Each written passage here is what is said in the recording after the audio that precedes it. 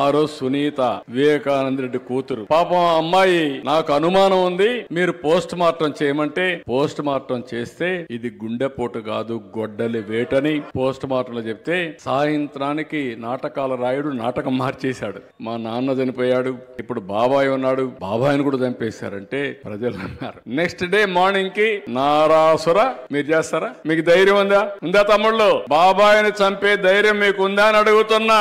చంపేసి సీఎం మీద మీ ఎంపీ పైన మంత్రి పైన పెట్టగలుగుతారా అని అడుగుతున్నా మిమ్మల్ని.